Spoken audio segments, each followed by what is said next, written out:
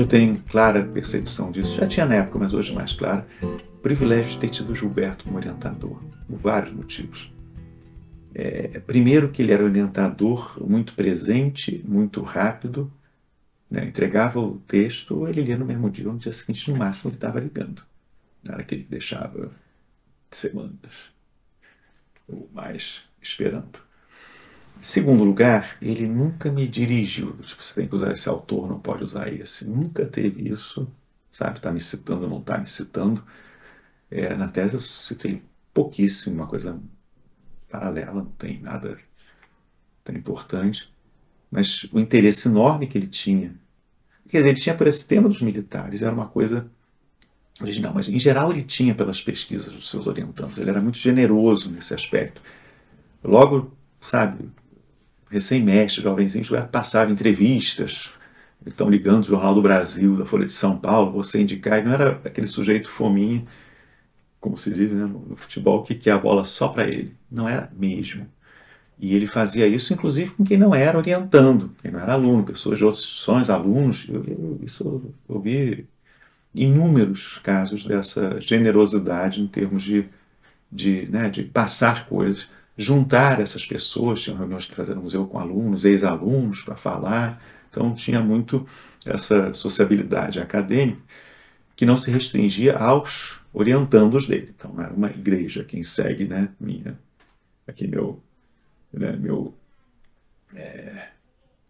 caminho, que é discípulo. Não tinha realmente a ver com isso. E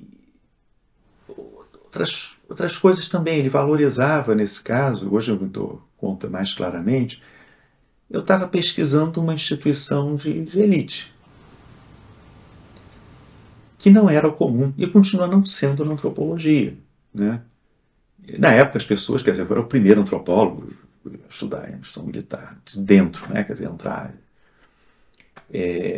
Eu me lembro de vários. Tinha colegas que ficavam assim preocupados, nossa, cuidado, podem te matar lá dentro, esse tipo de coisa, né? Enfim, tinha acabado há pouco o regime militar. Eu comecei a pesquisa na AMAN em 87, né? Eu comecei o mestrado em março de 87. E em julho eu fiz a primeira ida. E tinha esse medo. Mas, por outro lado, acho que o que tinha muito, às vezes era implícito, mas várias vezes implícito, era uma certa poluição moral por eu estudar elite. Por que você está estudando esse tipo de gente? Sabe? Eles vão mentir para você. Tipo, você está estudando pessoas conservadoras de direita, autoritárias, você concorda com eles? Eu pergunto assim que... E a grande maioria, né, os anos 80, foram anos do boom de movimentos sociais e, né, movimentos identitários. Então as pessoas queriam, justificadamente, estudar, né, o PT ou coisas mais à esquerda, grupos também, mulheres, minorias, movimento social, movimento operário, sem terra. É isso que era, né, ou grupos periféricos, culturais, alternativos e tal. E estudar militares, né, coisa de elite, conservador. Isso até hoje, se você, né, examinar os encontros, né, Banpox, SPS, a grande maioria estuda, vamos dizer, os menos elevados na escala da hierarquia social. E que a grande maioria das vezes tem uma simpatia, uma empatia, uma identificação. Nossa, né, o meu objeto eu curto, acho legal. E a dificuldade de você fazer, às vezes, né, isso podia ser também numa grande empresa, com banqueiros, com, né, fazendeiros ou com militares, de entender a elite. Mas essa poluição moral, ela continua até hoje, né? Um pouquinho mais matizada. Eu também mudei, né? Era muito jovenzinho, hoje já me garanto mais um pouco.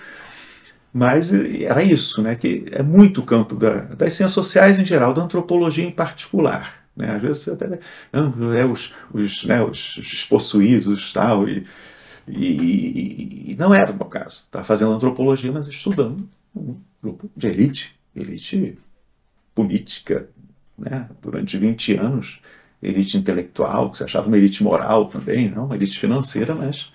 E o Gilberto tinha respeito por isso. Também tinha grupos funk, né?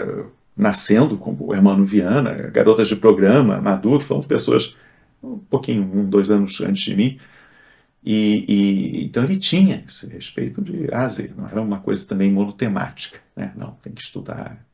E entrando dentro desse guarda-chuva de antropologia urbana também, né? Sim.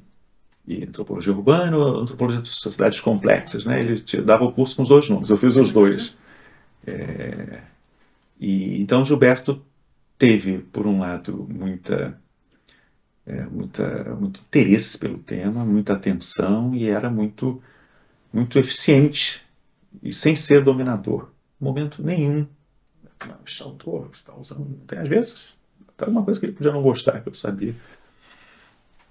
Eu usava muito respeito acadêmico. Né? E ele curtiu muito a pesquisa.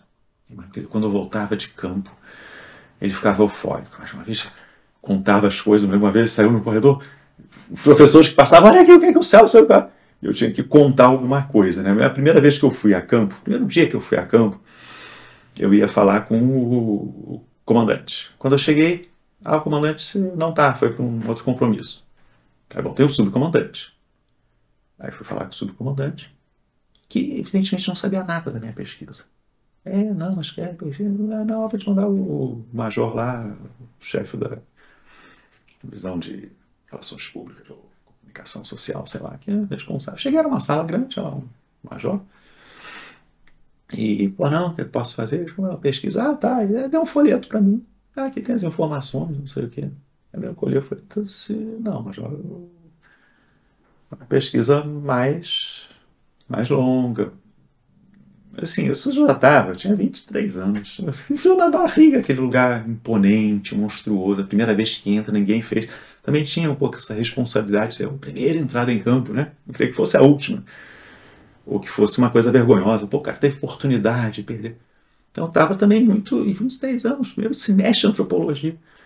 E aí ele fala, você quer mais informações? Aí me deu essas revistas final de ano, tem a foto dos cadetes, alguns me deu umas 2 ou 3 lá. Eu tenho até hoje. Aí eu pensando, gente, não tenho de ser. Não, major, deixa eu dar uma cópia da carta que eu enviei pedindo autorização, dei para ele ler. E eu me lembro que ele começou a ler. Mas você quer ficar aqui durante um ano vindo? Você quer acompanhar? Você quer viver que nem um cadete? E, assim, e eu me lembro, ele foi ficando surpreso, lendo, mas isso aqui eu não posso, ele. Né?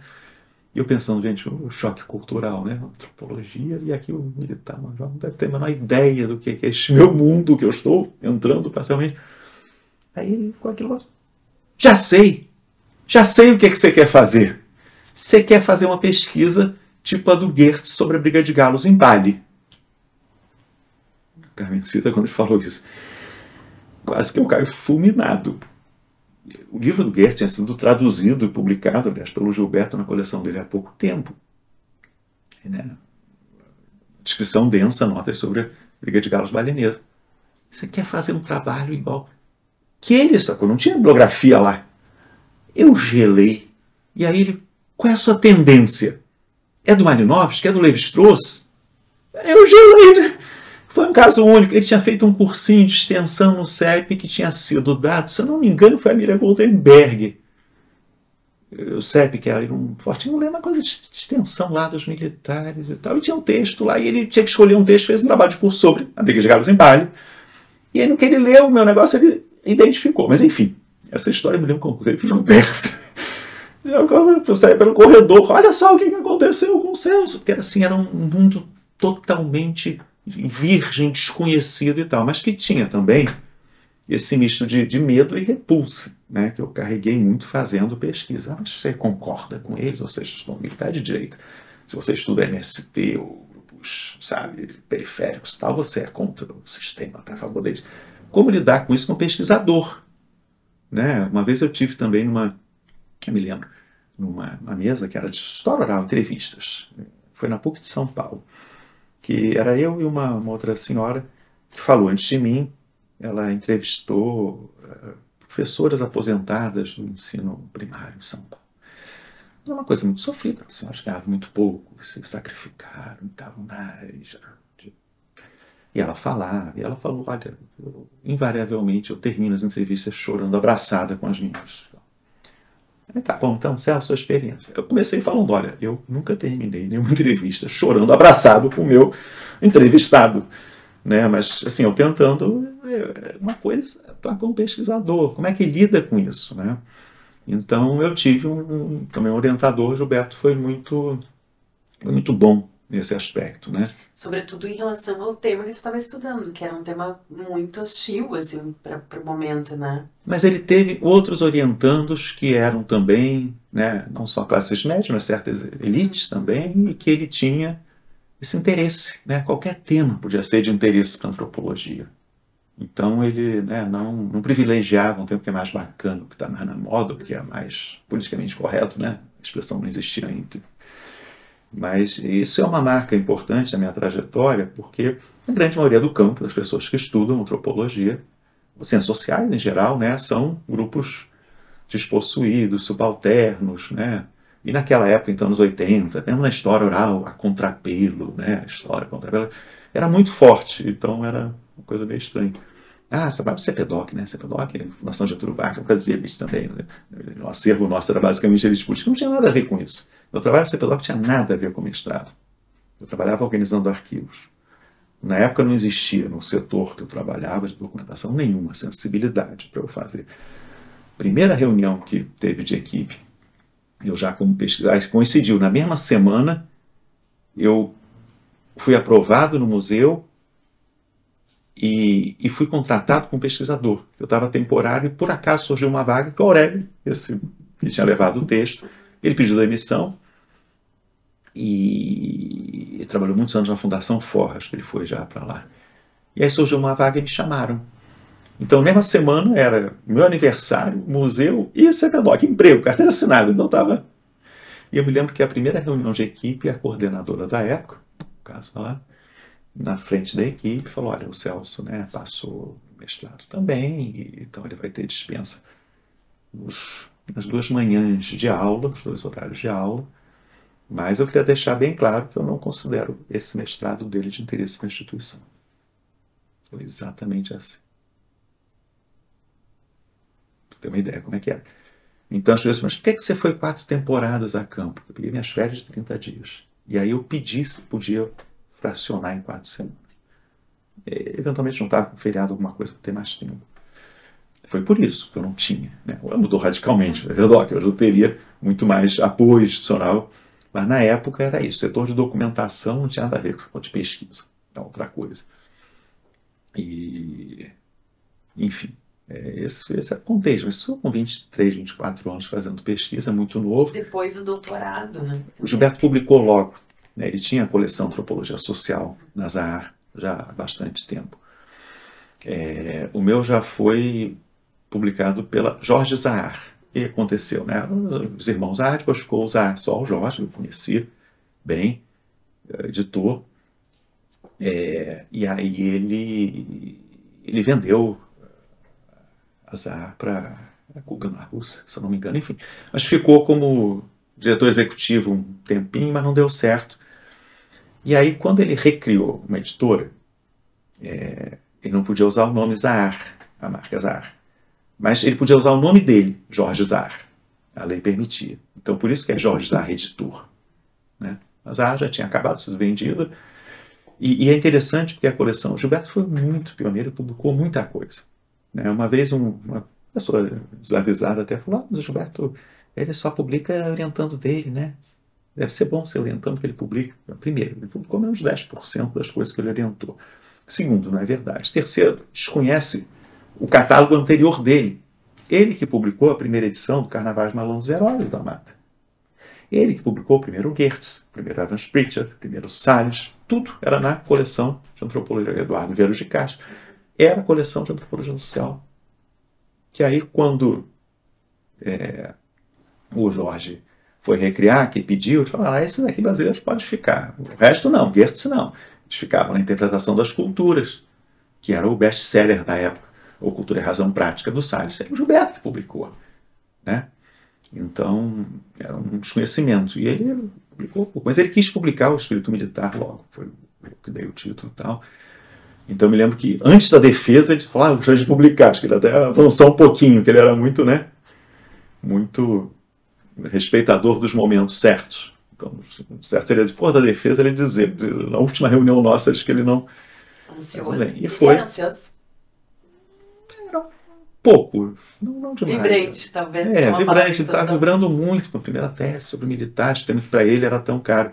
Anos depois, que ele já tinha morrido, que eu fui ter acesso a alguns documentos do arquivo dele, que me deram essa dimensão. Ele pensou em estudar os militares. O projeto de doutorado dele foi o projeto de uma pesquisa na Vila Militar, lá em Deodoro. Ele nunca me falou desse projeto. Ele fez um trabalho de curso, usando LITs para comparar Caxias e Osório. Eu escrevi um artigo sobre Caxias e Osório. Ele nunca comentou disso. Eu até perguntei por que ele nunca comentou comigo. Eu acho que ele achava que era uma coisa muito, sei lá, envergonhado de falar que tinha feito, eu não sei. Mas aí ele mudou, ia estudar a Vila Militar. Tem um texto que tem um monte de anotações em inglês do lado, problematizando. Seria muito difícil na época, até por ter autorização e por razões familiares. Tinha muitos primos que eram muito linha dura para falar em bom português. E ele foi estudar, uma elite de usuários de droga, mas de classe média alta ou alta na época e tal, que vai dar depois Anjos e Nobres. Ele foi publicar nos anos 90. Ele não quis publicar, ele poderia ter publicado facilmente, inclusive na própria coleção dele. Ele não quis. Eu acho que por dois motivos. Um, que poderia expor pessoas, por mais que ele mudasse, controlasse. E segundo, porque muitas interpretações dele acabaram incomodando alguns desses amigos deles, porque era o grupo mais velho, os nobres, que é interessante, não é uma categoria nativa, ele que deu esse nome. Eram as pessoas que eram amigos com quem ele convivia. Então, alguns ficaram incomodados com essa visão sociológica do seu papel, como que, por exemplo, não tinha... A droga não era uma comunidade mais forte do que a comunidade que seguia uma certa hierarquia social. Então, esse tipo de coisa, para quem se achava contra a cultura de esquerda e tal, podia ser, e era em alguns casos, problemático. Então, acho que foi um mix dos dois temas. Ele sempre enfatizou mais a questão do controle, do medo de serem, de alguma forma, criminalizados ou discriminados, pelo menos. O que de fato droga naquela época era uma coisa muito mais problemática, vamos dizer, do que hoje. Mas eu acho que também tinha esse componente dele estar inserido nesta rede dele. Então ele foi muito cauteloso pelos dois motivos, não por não ter tido oportunidade. Ele defendeu na USP. Na USP ele foi uma ou duas vezes, uma palestra, sei lá, né? A Ruth foi orientadora, era muito amiga dele, tinha uma grande admiração pela Ruth, mas não foi orientadora no sentido que ele foi, por exemplo, comigo, com a irmã, com outras pessoas. Tu traz até aqui essa questão dele, de alguma maneira, atuar como um mediador tanto da comunidade acadêmica, né, quanto essa ideia de poder, de alguma maneira, também transferir um pouco da rede dele, né, para os seus orientandos. Conta um pouquinho sobre isso, até já entrando no papo de Portugal, né? Bom, Gilberto, quando eu já o conheci, ele foi casado com a Ivone Magui alguns anos depois. Ele nunca mais casou, então nunca tive ele convivi com ele com uma companheira, mulher, namorada, nunca teve isso. Teve alguns casos a gente podia saber que ele estava encontrando, saindo, mas nunca essa aqui, pessoa nunca teve. E não teve filhos. Então, eu acho que assim, a vida social dele reproduzia muito a vida acadêmica. Quer dizer, agora, uma coisa muito interessante e importante, Gilberto não era fechado no mundo acadêmico em termos de sociabilidade. Então, ele era amigo de muitas pessoas de fora do mundo acadêmico. Cineastas, jornalistas e pessoas.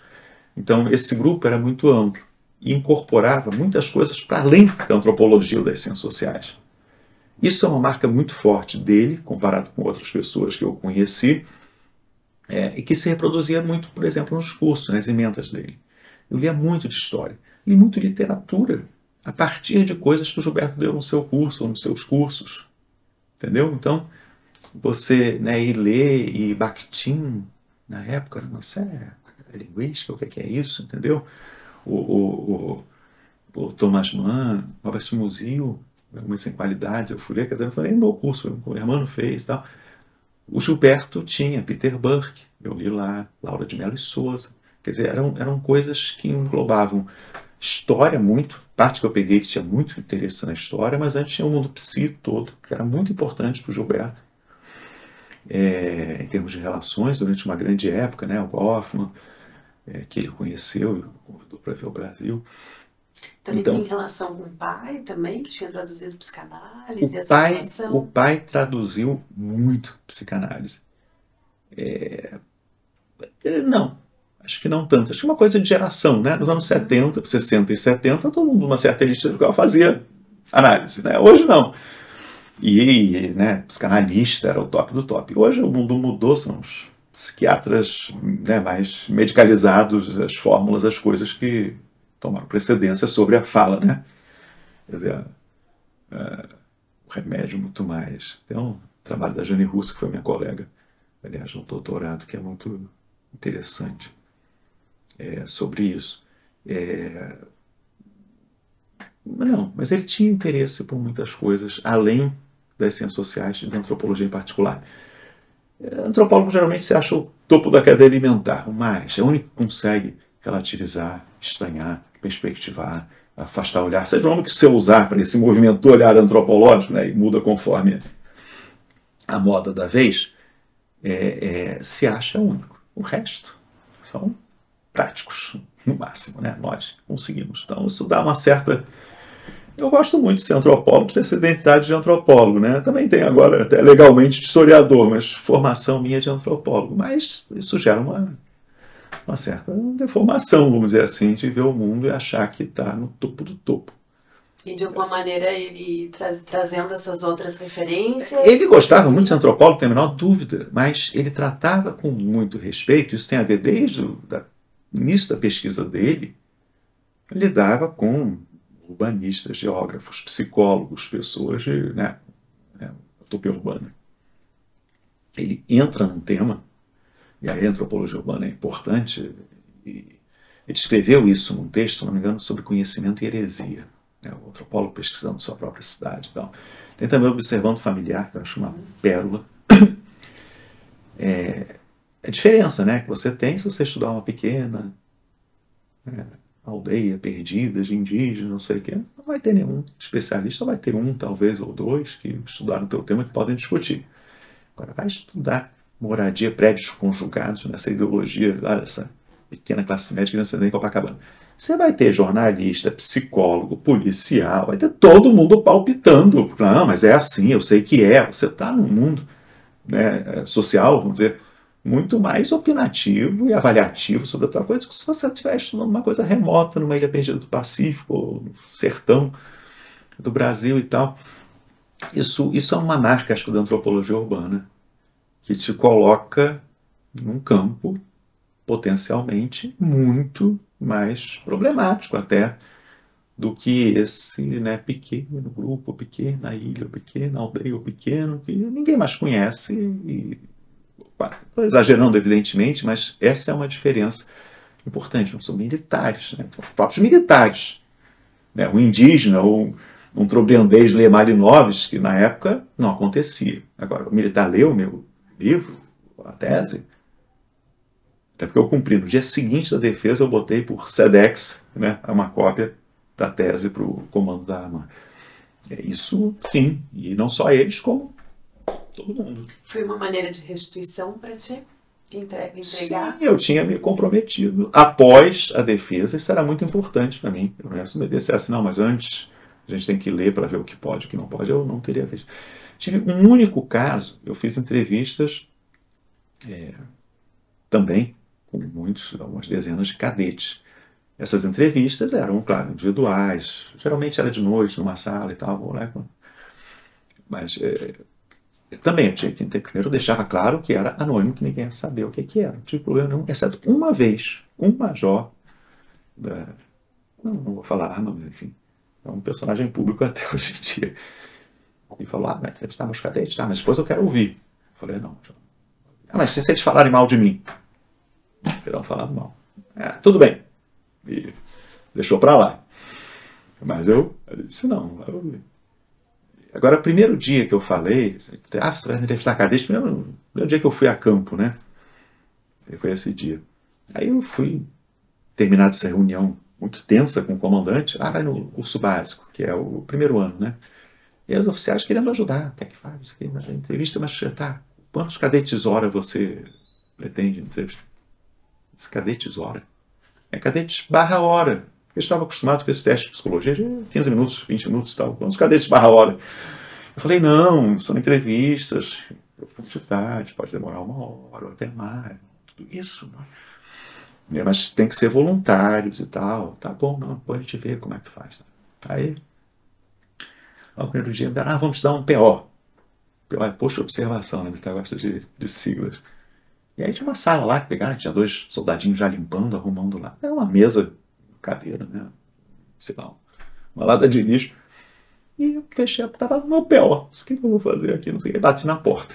Aí quando abre, tem uns 3 ou 4 alunos do primeiro ano em fila lá.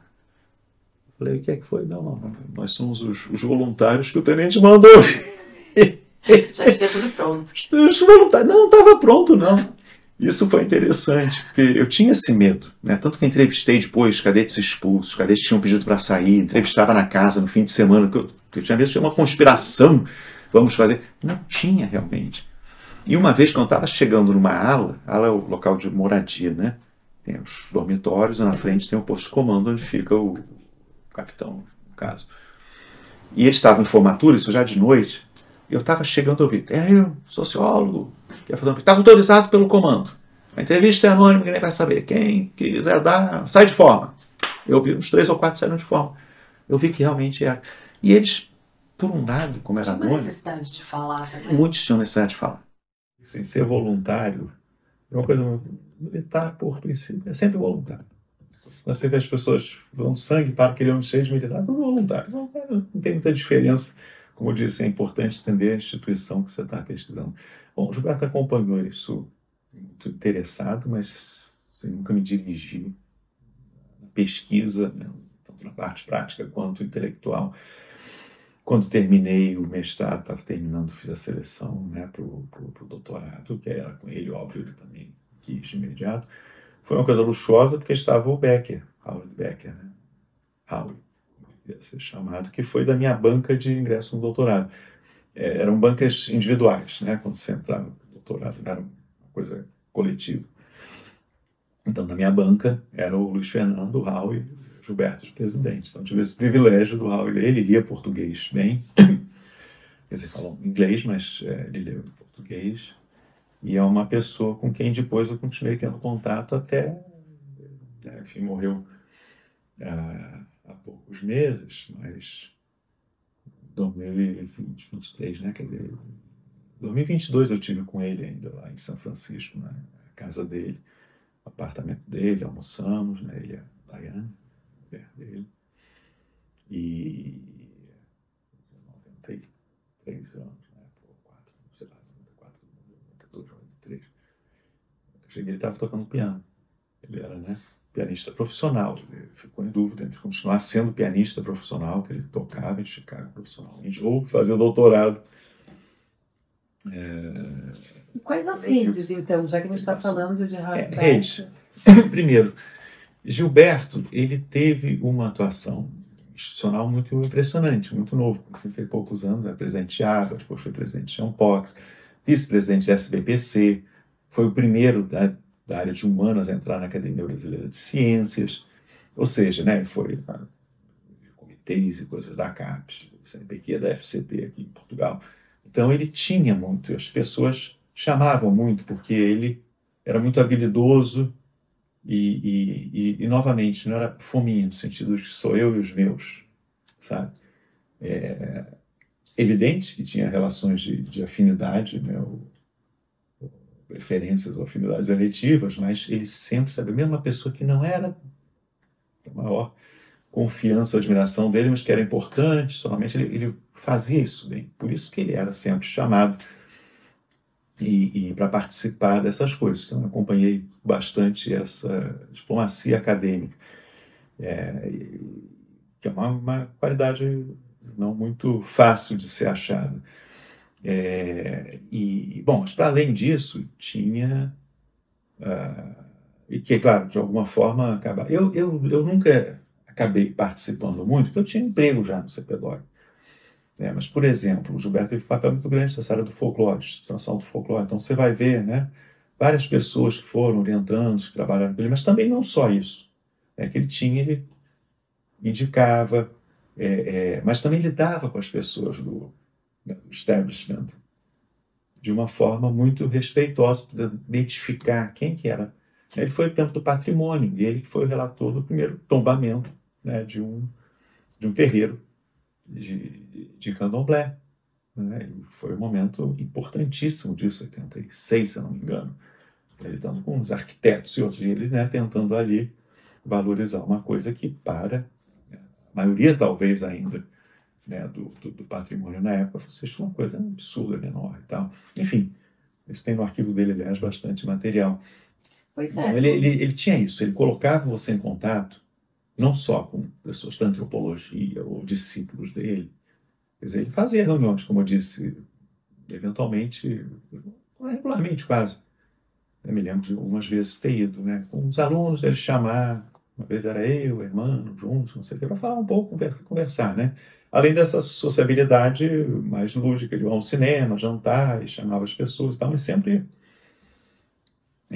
muito mais aberto. Então, convivi com pessoas da geração dele, cineastas, jornalistas, ou pessoas diplomatas, que ele tinha sido amigo, né, de infância, do colégio de aplicação, pessoas que estavam lá. Então, tinha essa sociabilidade lá. E na parte editorial, né, conheci o Zahar, o Jorge Zahar, fui para o Natal da Zahar, né, que eles faziam sempre, ali era na Rua Mestre, depois mudou para cá. E depois a Cristina e a Mariana, que assumiram, né, a Cristina, filha dele, e Mariana neta, né, filha única da Cristina, com quem eu continuei depois da morte do Jorge, até.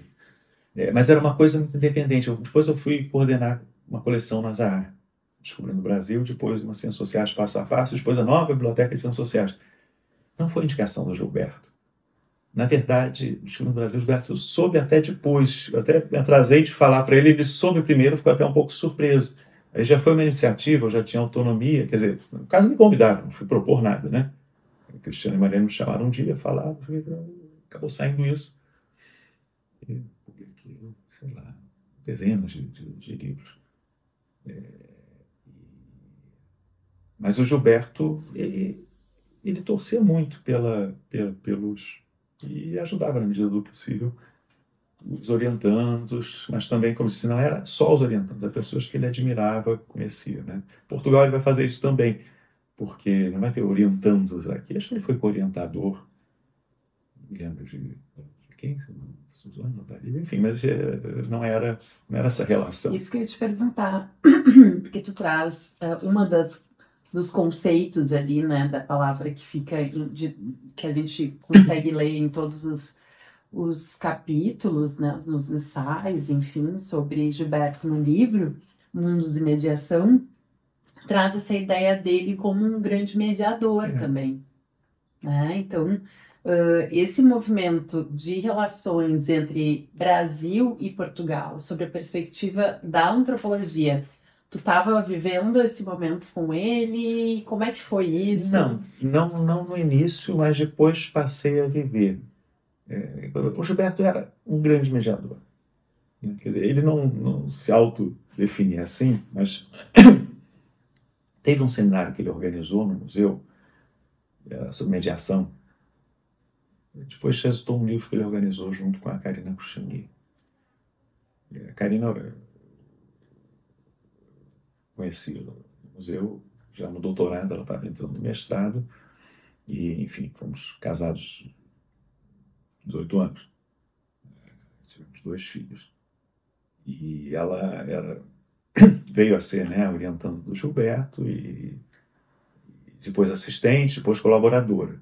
E foi quem ficou de testamenteira da parte do arquivo da biblioteca. O Gilberto deixou, inclusive, um documento deixando para ela o arquivo e os livros da biblioteca para ela fazer o que queria. Ela que acabou doando o arquivo do Gilberto para o CPDOC, arquivo pessoal. né? Mas eles organizaram esse seminário, mediação, não me lembro, mediação em política, se eu não me engano. Depois organizaram um livro, eu fui comentador, o debatedor de uma mesa, e ele é um protótipo do mediador, né? Aquela pessoa que transita entre diferentes mundos, faz pontes. E, como eu disse, ele fez muito no Brasil com o mundo psi, com o mundo do patrimônio, com várias outras comunidades, historiadores em grande medida, com os cientistas Hart, da Academia Brasileira de Ciências e outros, né? Na FRJ também ele fazia, sabe, no museu, eu sou dos vertebrados, dos invertebrados, né? Que a gente que eram pessoas que tinham que conviver, ele tinha muita habilidade para isso, era muito, muito hábil e muito respeitoso e respeitado por causa disso, né? Portugal, a primeira vez que Gilberto vem a Portugal, salvo engano, em 94, para um congresso luso-afro, que foi em Coimbra, que foi quando, acho que foi o primeiro congresso luso-afro. E ele tinha estado uma vez de passagem, a família dele é do norte, Bragança, a família do pai, né? Um avô, que era português, que foi para o Brasil, o pai já nasceu no Brasil, mas se eu não me engano, o pai foi batizado em Portugal, voltou para ser batizado, né? Então tinha isso. Uma vez ele estava nos anos 80, já estava na Espanha, norte da Espanha, fez um visita para conhecer lá. Bragança, muito emocionado, falava disso, sempre muito. Mas ele foi no Congresso Luso-Afro, e aí conheceu algumas pessoas lá, e principalmente nesse momento, a Graça, Deus Cordeiro, e o Joaquim Paz de Brito. Os dois coordenavam um mestrado, patrimônio e identidades, talvez, não sei, tinha um mestrado que durou alguns anos, depois terminou no SQT. E aí isso, o Gilberto tá, e acabaram conhecendo, e o Gilberto era uma referência intelectual já, que as pessoas conheciam os textos do Gilberto. O mundo editorial brasileiro e português não tem nada a ver, é uma dificuldade, aliás, vender um livro lá, aqui, apesar de ser a mesma língua, né? Muito difícil, sempre foi. Fora isso, você está em 74 terminando décadas de uma ditadura mesmo autoritária em Portugal, com muita censura e tudo isso. E no Brasil, em 74, o Gilberto tinha publicado Utopia Urbana, Desvio e Divergência, estava saindo, enfim, mas já tinha um mundo editorial muito pujante, muito livre, em grande medida, apesar de ser ainda uma ditadura, um regime autoritário. Mas aqui liam depois, né, quando as ciências sociais nascem, né, renascem em Portugal pós 25 de abril, o Gilberto era um autor já lido. E então ele vai ficar também muito contente de encontrar aqui pessoas que o conheciam. As pessoas aqui conheceram de carne e osso, né, que era a bibliografia. Mas aí convidam e ele vem em 96, se eu não me engano, e fica quase 2 meses, ou 2 meses, um pouquinho menos. E aí eu me lembro, ele tem, isso você já tinha terminado o doutorado no fim de 95, uma pessoa amiga do Gilberto, convivia. A Karina, minha mulher, assistente, então a gente, claro, muito mais próxima cotidianamente dele como assistente, depois colaborador. O doutorado ele colocou num outro, mas uma pessoa muito bacana. Então, convivia muito com o Gilberto, não só pelas minhas coisas, mas depois disso mais até por essa inserção da Karina na vida acadêmica dele e pessoal mesmo, né? Porque ajudava muitas coisas dele. E o deslumbramento que ele teve com Portugal. Ele ficou apaixonado, adorou Portugal. Tudo, desde o início, achou. Mas principalmente ele ter descoberto aqui, nas ciências sociais, muito interessante, muito pujante, muitas possibilidades. E pessoas também. Então, assim, era uma produção, mas eram pessoas. E pessoas, o que é antropologia ou sociologia, né? O Gilberto sempre era um Becker, né? Becker é sociólogo, antropólogo. O próprio Becker falava isso. O Gilberto aqui seria sociólogo, antropólogo. Aqui também, Antônio Firmino da Costa, Maria das Dores de Guerreiro, são dois grandes amigos, né, do Gilberto, depois até a morte. São sociólogos, enfim, né, mas estudavam de alguma forma, cidade, mas não cidade no sentido urbanístico, arquitetônico da coisa, mas a sociedade complexa de alguma forma. Claro, a questão de moradia dos bairros é fundamental, com a Graça, né? Isso vai ser muito importante, com o Antônio Firmino também, mas uma coisa mais ampla, né? O Joaquim Paz de Brito, gostava a cidade. Essa coisa na cidade da cidade. O Gato nunca deu muita bola, as duas coisas, evidentemente, mas ele teve esse deslumbramento de ter interlocutores e fazer amigos. Não eram discípulos, nem pessoas, ao contrário, que dissessem, nossa, são gênios. Então não era nem aquele intelectual brasileiro indo para Paris encontrar com um grande nome, ou indo para os Estados Unidos encontrar com um grande nome, né? E também não era aquele que vai e tem um conjunto de discípulos adorando. Não era. Era uma coisa muito horizontal, com muitos colegas dele.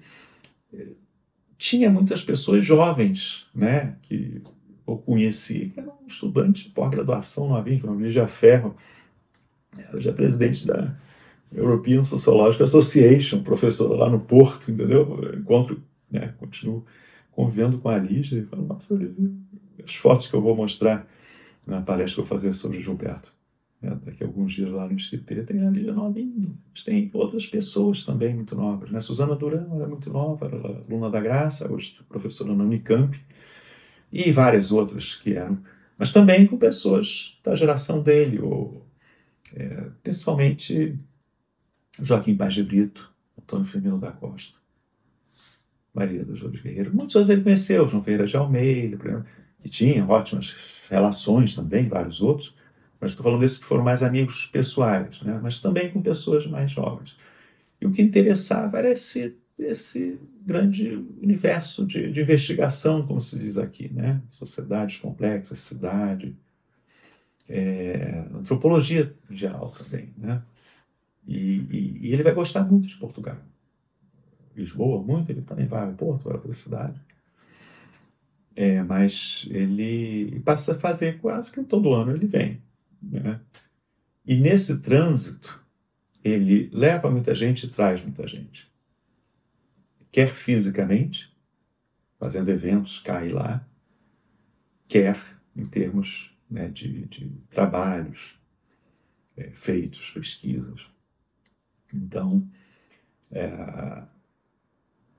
quando eu vim a Portugal, por exemplo, primeira vez, foi em 2003, né, Gilberto já, desde 96 vinha, eu acompanhava com um amigo dele, esse prazer que ele tinha de vir aqui, praticamente todo ano. Mas foi um seminário a convite da Graça e da Suzana Durão. A Suzana não tinha defendido doutorado, era assistente da Graça e aluna, e era um evento grande, eu me lembro, um auditório grande lá no Esquiteto.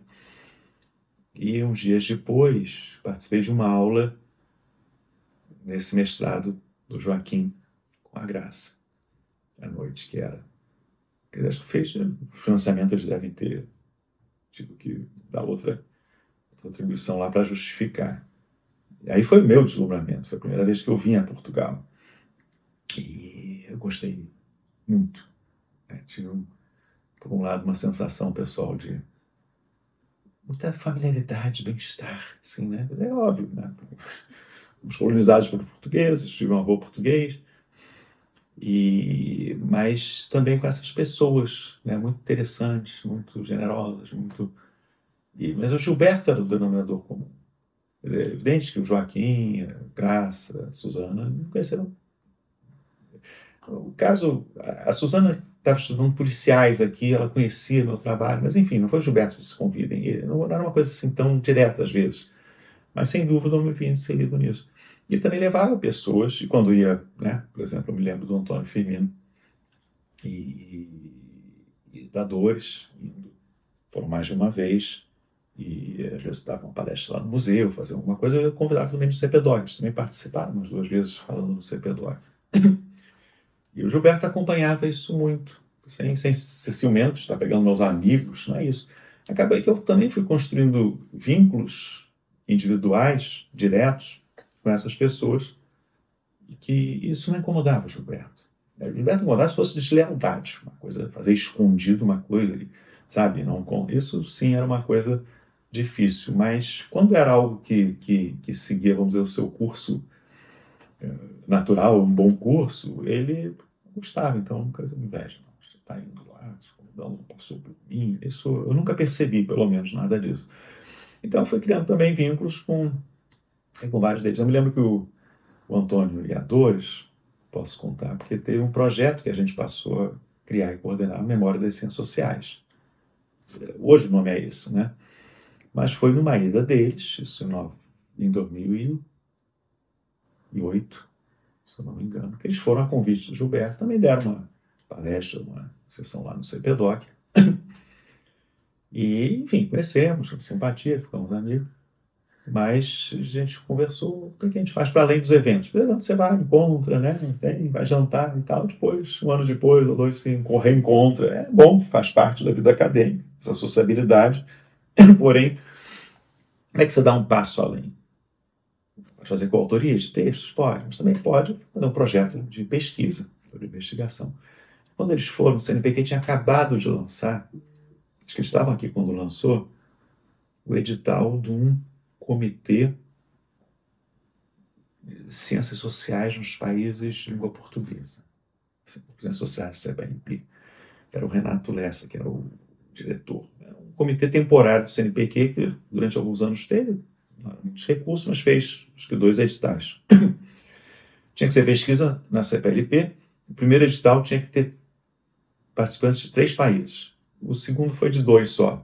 Porque sim, Brasil e Portugal era fácil. Agora, Angola, Moçambique, Cabo Verde, Guiné, Timor, São Tomé, aí era mais difícil, né? Tanto que no primeiro tinha que ter um terceiro, a gente não conseguia. Moçambique, tinha um aluno de mestrado lá no IFIX, que tinha um emprego público e acabou sendo, né? O Guilherme Mussani acabou fazendo umas entrevistas em Moçambique e tal, mas eu nunca fui ainda, infelizmente, em Moçambique. Quase fui 2 vezes.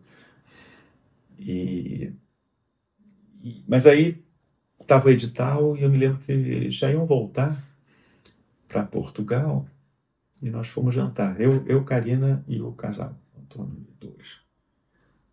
O Leblon, Garcia Rodrigues, era um restaurante que já fechou há um tempo, acho que era um restaurante legal.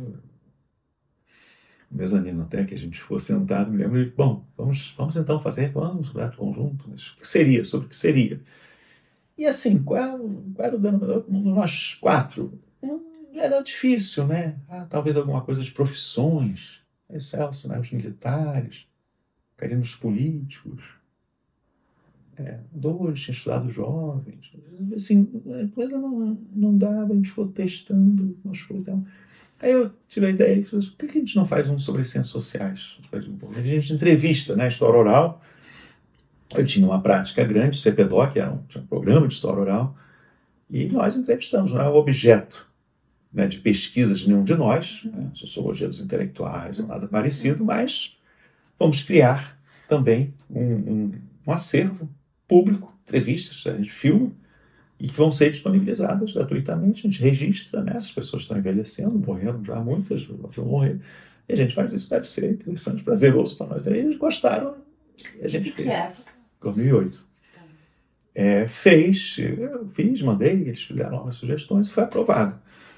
Eu era o coordenador geral no Brasil e o Antônio Torres aqui. E foi um projeto de muito sucesso. Mas o Gilberto não estava no início. Não. Gilberto, o que você acha? Faz, não faz? Não era. Mas ele gostou, foi entrevistado, inclusive, tem uma entrevista com ele. Devia ter tido muitas mais, né? A gente não achava que ele fosse morrer aos 66 anos, então tão novo, nesse aspecto. Enfim.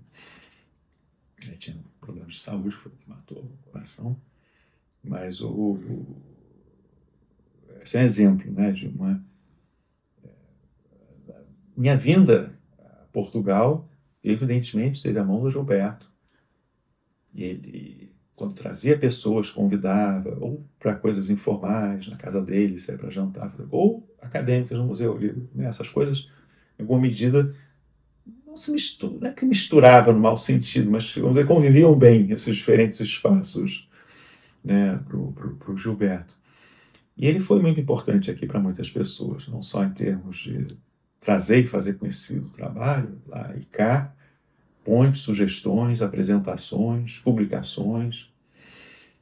Tem um livro que vai ser importante, o livro é de 99, se eu não me engano, que ele organiza, né, Antropologia Urbana, que tem textos, tanto de lá. Inclusive a própria Graça comentou aqui, tipo, a ideia de uma antropologia urbana, o nome em si, conceito, muito se deu dessa discussão também deles aqui, falando o que poderia ser e tal, vamos pensar numa antropologia urbana, então. Gilberto já se definia como praticante de uma antropologia urbana desde antes, né? A dissertação de mestrado dele de antropologia urbana foi nos anos 70. Ele fez a pesquisa ali em 69, 68, 9. Ele fez em tempo recorde, uns 2 anos. Sim. E o Gilberto é muito pioneiro na antropologia em geral de estudos urbanos no mundo. Aquele era no Brasil. Se ele estivesse na França, na Inglaterra, nos Estados Unidos, ele seria um grande nome na antropologia por pioneiro de estudos urbanos. Eu não tinha esse tipo de antropologia feito. Quer dizer, a antropologia mesmo era estudar o exótico, o outro, né, a África, a Oceania, o Pacífico, indígenas americanos. Ou no máximo grupos marginais e tal. No máximo. Mas estudar não é coisa de sociólogo, não é? Então, o Gilberto é muito pioneiro nisso. Não tenho a menor dúvida. Mas, enfim, é um brasileiro no campo, né? O Becker sempre chamou a atenção muito disso. Sempre, a teoria do desvio, né? Acusação, desvio. Né? O Gilberto publicou desvio. O Becker vai dar muito crédito. Isso é muito importante. É uma pessoa muito generosa também. Eu tive, né, o privilégio de conviver várias vezes e chamar atenção. O Gilberto, sabe, que do desvio, é ele que faz a grande mudança, porque ele coloca a ênfase não no desvio, mas na acusação, no ato da acusação. Então, isso permitiu realmente sair de uma certa essencialização que o Becker já tinha muito fugido, né, de que é uma coisa inata, patológica, psicológica, uma média estatística, esse tipo de coisa, né? Mas o Gilberto vai dizer, não, você tem que prestar atenção no ato de acusar.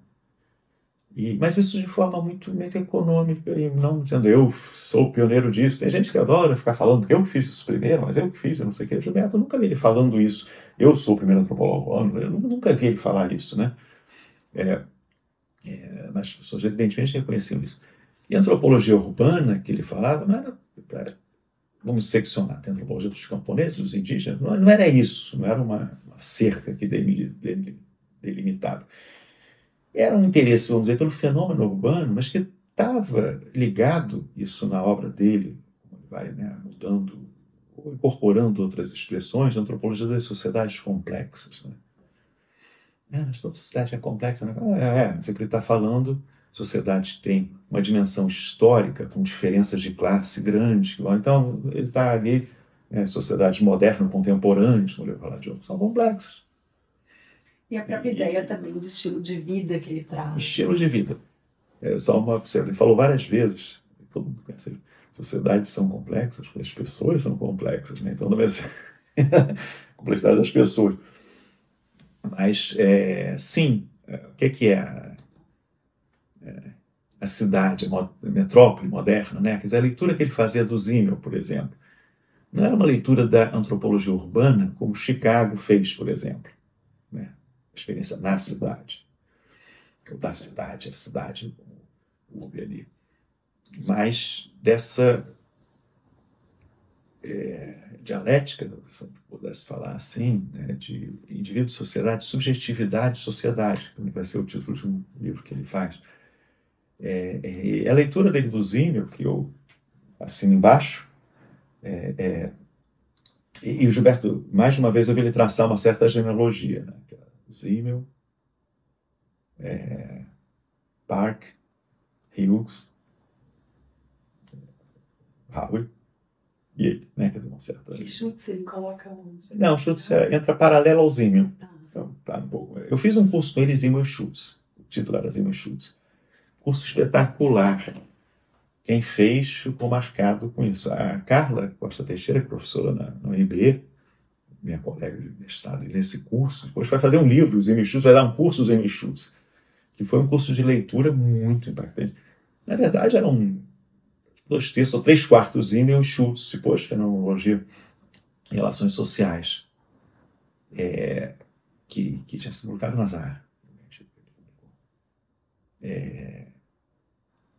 A leitura que ele fazia era como que é essa metrópole, muito zimmeliana, uma certa leitura de Zimmel, não, como eu disse, essa da Escola de Chicago. Mas o Zimmel fala, por exemplo, uma geometria do social, nos círculos sociais. Não estou falando da aldeia da cidade pequena em termos demográficos, né? Mas círculos sociais que podem ser, por exemplo, mais ou menos restritivos, coercitivos, mais amplos. Quer dizer, a metrópole é um espaço, por um lado, que tem círculos sociais mais ampliados, embora tenha convivência também, né? Essa ideia de heterogeneidade que tem no Zimmel, o Gilberto vai enfatizar muito. Então, numa metrópole, você encontra espaços, círculos sociais ampliados, nos quais você tem muita liberdade. Então, por exemplo, o caso típico de uma pessoa que vem do interior, da cidade pequena, vamos dizer, lá ele é gay. Ah, gay é super, ou fuma maconha, ou é super, né, controlado, porque vamos dizer, é um círculo estreito, ou menor, como diria o Zimmel. Não é para ser uma aldeia medieval, ou uma aldeia, uma cidade pequena do interior. Então, a pessoa ir para a metrópole, com um círculo social mais ampliado, é um espaço de liberdade, porque tem a questão do anonimato. Anonimato relativo, você pode circular, ninguém vai saber quem você é. No círculo estreito, você é o filho da dona Noquinha, vizinho não sei de quem, então você é identificado e visto o tempo inteiro. Na cidade, você pode transitar também em diferentes círculos. Então, Gilberto, isso é isso que vai fazer a sua individualidade, a sua subjetividade, o seu caráter único, né? Um certo tipo de individualismo, que é a leitura que ele vai fazer do Zimmel, uma leitura meio histórica, sociológica, que vai ter um espaço maior nesta metrópole no sentido de um círculo social ampliado.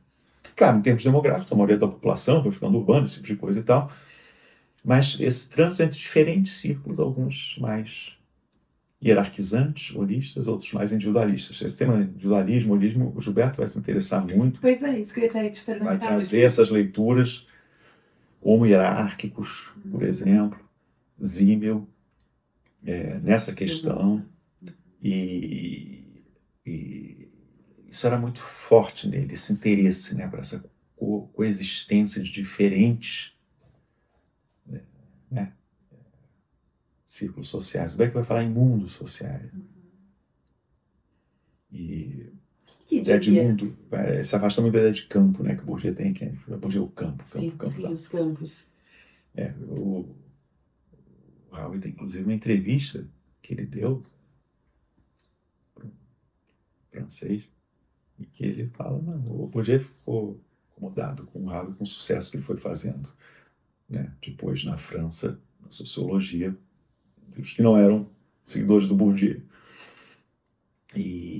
Mas o Beck fala, não, são de campo do Bourdieu, estou aqui simplificando, muito interessante, mas é para descrever o mundo acadêmico francês dele. Essa ideia, né, que onde um ganha, outro perde, uma disputa, acumulação de capital, não sei o que, é uma lógica que, por exemplo, para o Raul, ele fala, o mundo acadêmico americano é outra coisa, mesmo que não tem um grande centro e lá um grande imperador. Você tem vários centros e vários imperadores. Então, entre Califórnia, Colômbia, sabe, Harvard, Yale, qualquer coisa, você tem vários centros e vários. E o imperador não tem o poder, por exemplo, que o Bourdieu teve, um dia o Durkheim antes dele teve. E são universos muito também em expansão, com mobilidade, né? Na França, você sai da província e ir para Paris, né, para o Collège de France, é o caminho da consagração. Nos Estados Unidos você tem vários, você pode ganhar mais, menos, em termos financeiros, em termos simbólicos e tal. Então tem uma diferença aí, né? Mas essa leitura, como eu disse, da cidade, da metrópole, desse mundo contemporâneo, é muito essa questão do indivíduo dentro disso, né? Da subjetividade, construção de identidades, né? As rupturas, os dramas, os padrões, né? Inclusive de reconfigurações, reaproximações, isso que inventava o Gilberto. E era muito, muito impactante vê-lo, né, falar e refletir sobre isso com cotidiano, não só os dele, mas das nossas pesquisas, das nossas vidas. Isso era uma coisa muito, muito apaixonante nessa convivência com ele, não só intelectual, mas de amizade. Como é que ele trazia e botava questões que eram muito impactantes. Quer dizer, não eram questões, sabe, as questões teóricas, uma coisa, sabe, assim, para iluminados. Era uma questão que envolvia também a subjetividade nossa, como pesquisador, mas também como indivíduo no meio disso, e que ele pensava e problematizava muito, ele não pontificava. Tem que ser assim porque eu penso assim. Tem que usar esse conceito que eu uso, né? Mas era uma atração que a gente tinha. A gente está falando de geração. Claro, também eu tive redes, né? Que você perguntou. Eram redes com diferentes gerações, né? Então, por exemplo, eu acabei ficando mais próximo em termos, né, de colegas, né?